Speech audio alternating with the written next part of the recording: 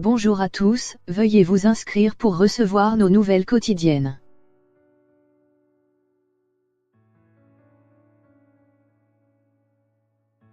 Arrivée à Malte du pétrolier détourné par des naufragés libyens en Méditerranée. Le pétrolier est arrivé vers 9 h à Malte, après qu'un commando de la marine maltaise en a repris le contrôle dans la nuit.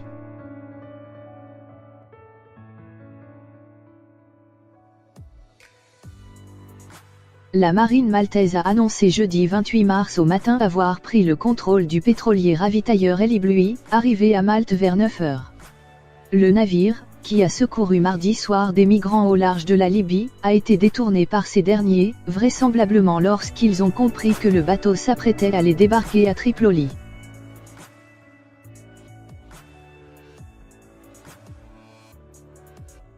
Ce ne sont pas des naufragés mais des pirates, avait dénoncé le ministre de l'Intérieur italien d'extrême droite Matteo Salvini, prévenant que le navire, qui a subitement mis cap vers l'Europe mercredi matin, ne serait pas autorisé à pénétrer dans les eaux italiennes.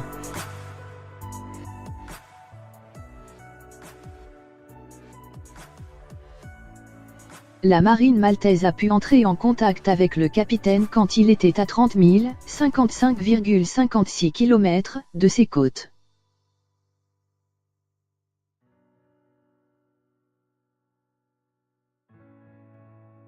Il a répété plusieurs fois qu'il n'avait plus le contrôle du navire et que lui-même et son équipage étaient forcés et menacés par un certain nombre de migrants exigeant qu'il fasse route pour Malte.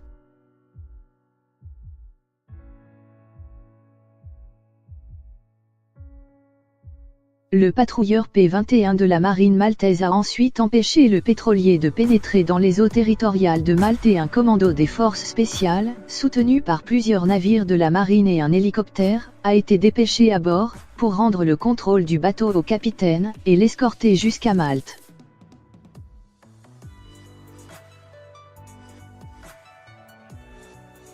Selon l'organisation non gouvernementale allemande CIA, dont le navire Alan Kurdi était mardi dans la zone de secours au large de la Libye et a entendu les échanges radio entre un avion militaire européen et l'El Ibloui avant le sauvetage, les migrants sont 108 et parmi eux se trouvent des femmes et des enfants.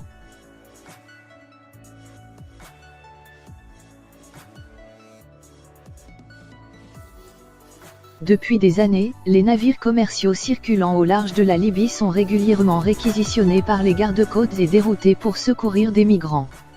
Mais depuis que Tripoli a progressivement pris le relais de Rome pour coordonner ces opérations, les navires reçoivent l'ordre de reconduire les migrants en Libye, au grand désespoir de ces derniers qui y risquent des violences et parfois leur vie. À plusieurs reprises ces derniers mois, des migrants raccompagnés en Libye ont refusé de descendre du navire et les autorités libyennes ont employé la force.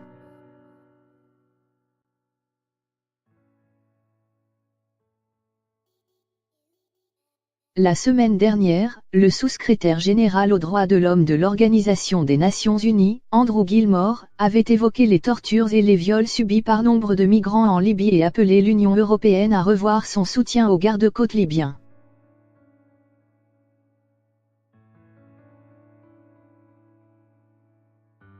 La veille, l'Union européenne a décidé de suspendre temporairement le déploiement de ses moyens navals de sauvetage des migrants au large de la Libye, entamé en 2015 dans le cadre de la mission militaire, Sophia. Un accord a bien été conclu entre les 28 pays de l'UE pour prolonger de 6 mois cette mission, jusqu'en septembre 2019, mais les discussions européennes ont achoppé sur la question du débarquement des migrants secourus, l'Italie qui a le commandement de la mission étant notamment opposée à l'utilisation de ces ports.